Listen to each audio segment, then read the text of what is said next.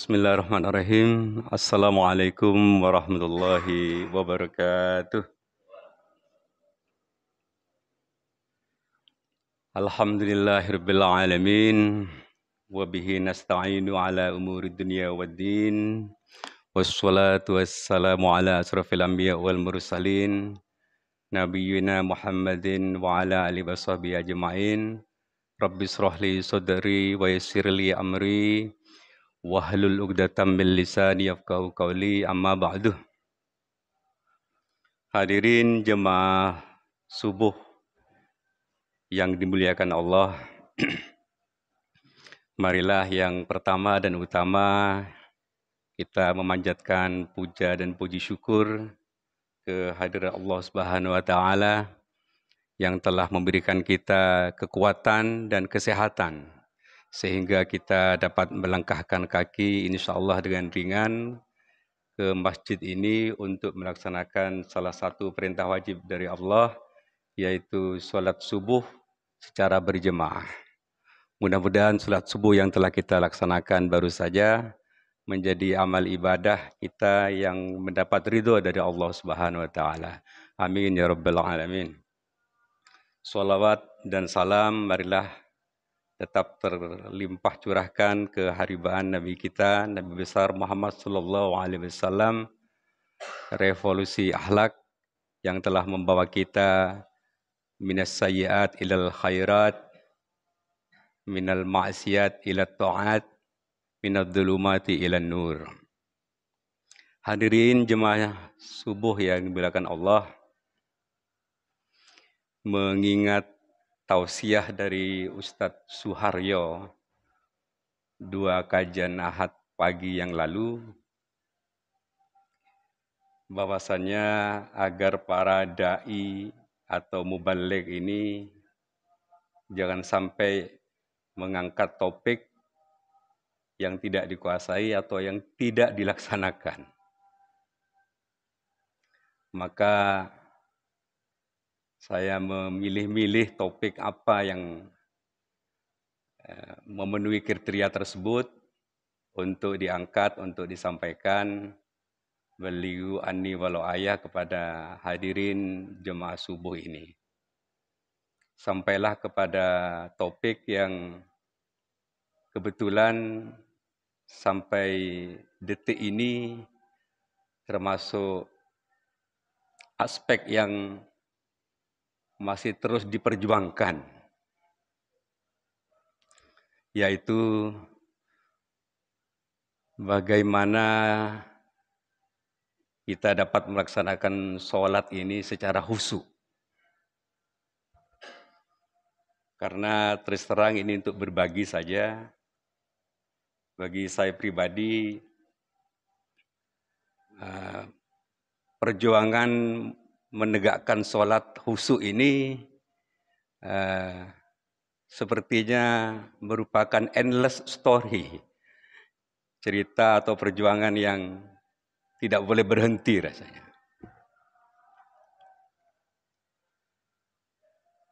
Tapi dalam hal ini yang ingin kita sharekan, yang ingin kita berbagikan ini adalah mari kita ketahui bagaimana taktik syaitan merampas sholat kita. Taktik syaitan menguasai kita sehingga sholat kita ini menjadi tidak khusyuk. Makanya sampai ini ada buku yang judulnya itu Jangan Sholat Bersama Syaitan. Jadi ini jelas bahwasannya yang utama membuat kita tidak khusyuk di dalam sholat itu adalah perbuatan atau ulah setan ini, taktik setan ini. Sholat kita menjadi tidak khusyuk apabila ada bayangan dan lintasan pikiran selain kepada Allah. Waktu kita sholat, selama kita sholat. setan membisikkan segala macam hal termasuk peri kehidupan kita, sehingga masalah dalam kehidupan kita sebelumnya, sehari-hari, sebelum sholat, itu terbawa ke dalam sholat. Bahkan begitu menguasai setan kepada jiwa kita, kepada hati kita, sampai-sampai kita menemukan solusi dari masalah itu di dalam sholat. Luar biasa setan ini. Setan juga membisikkan apa yang kita alami terangkat kembali, teringat kembali di dalam sholat. Kemudian berkembang, sehingga seperti membentuk sebuah cerita di dalam sholat. Merunut pengalaman yang sebelumnya kita alami, sehingga menjadi sebuah cerita dalam sholat. Saking parahnya bagaimana syaitan berhasil menguasai jiwa kita di dalam sholat. Jadi intinya, bisikan syaitan inilah yang membuat kita tidak khusyuk.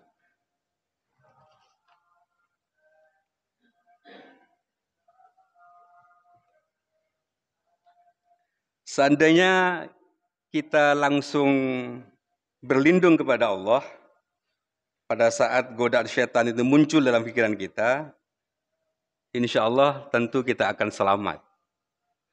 Sebagaimana firman Allah, wa imma yanzaghannaka minasyaitani nazghum fasta'idz billah innahu huwas samiul alim. Dan jika syaitan mengganggumu dengan suatu gangguan, maka mohonlah perlindungan kepada Allah. Sesungguhnya dialah yang maha mendengar lagi maha mengetahui. Fussilat, Al-Fussilat ayat ke-36.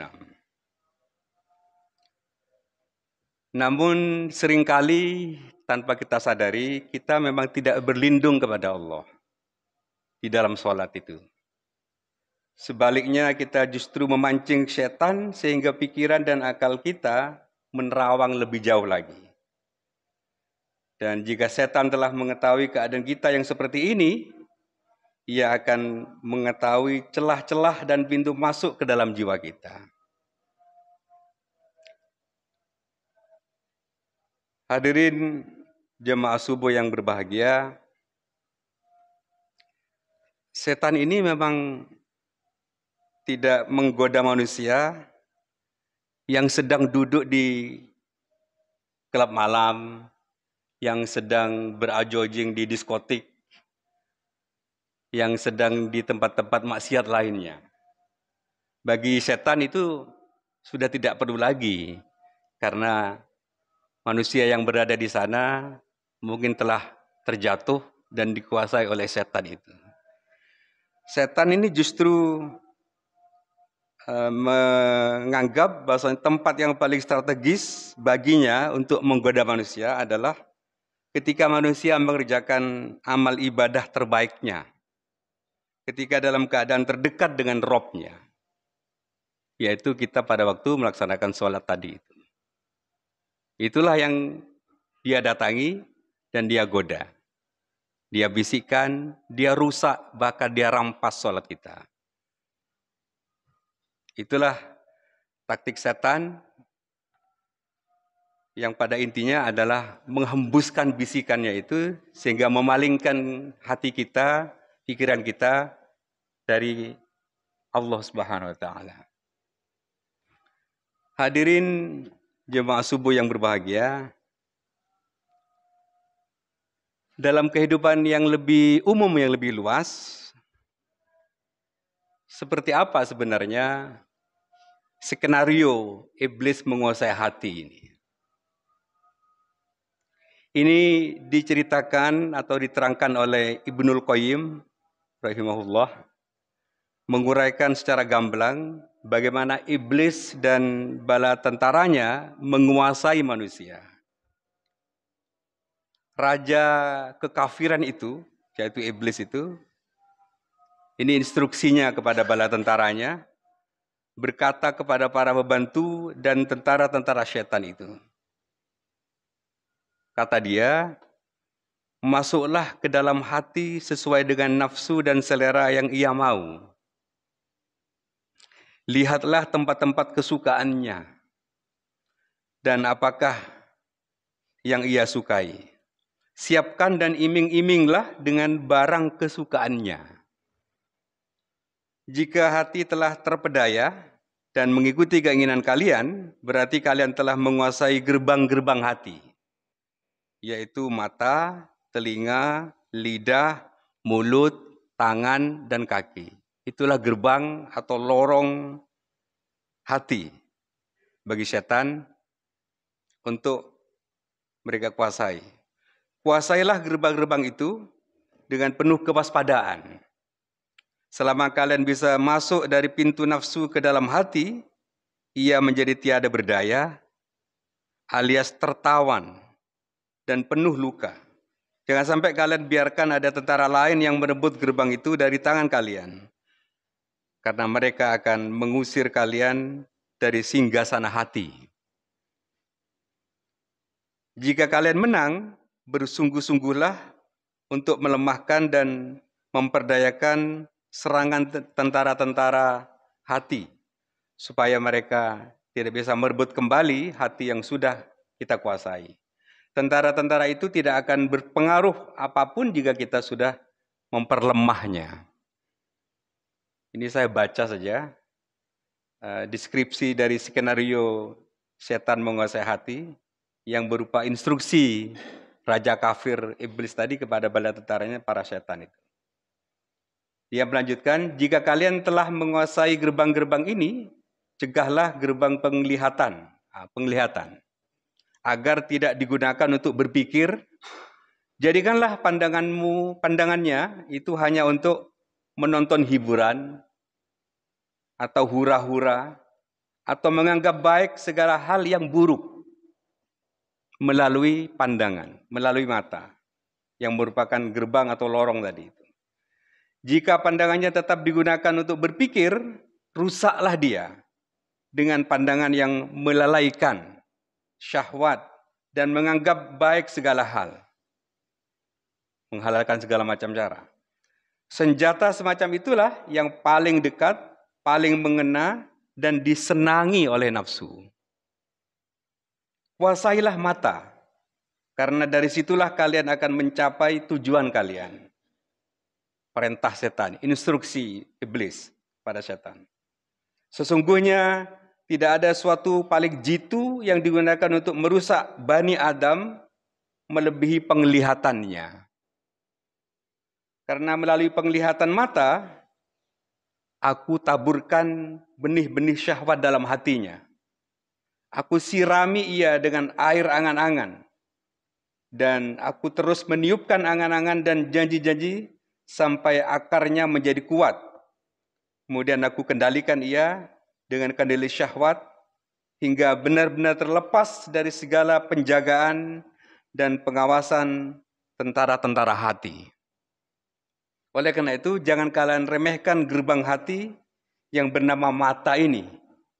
Hancurkan ia sekuat tenaga kalian dan jadikan pandangan mata masalah yang remeh baginya. Bukan hal yang penting. Katakan kepadanya, seberapa besarkah pengaruh pandangan matamu yang sanggup menyerumu untuk bertasbih kepada Al-Khaliq. Selanjutnya, kuasai dan jagalah telinganya, agar tidak dimasuki hal-hal yang akan merusak usaha kalian. Bekerja keraslah agar tiada hal yang masuk ke dalam telinga, kecuali yang batil. Sesuatu yang batil itu ringan bagi nafsu Bani Adam. Sangat mengasyikkan dan menyenangkan. Pilihlah kata-kata yang indah dan manis untuk telinga dan pikirannya. Campurlah dengan hal yang disukai nafsunya. Pancinglah dengan kata-kata, jika ia mendengarkannya, bisikkanlah kata-kata yang lain. Setiap kali kalian Dapati telinga itu menganggap baik segala yang kalian sampaikan, bakarlah nafsunya dengan menyebutkan kata-kata itu.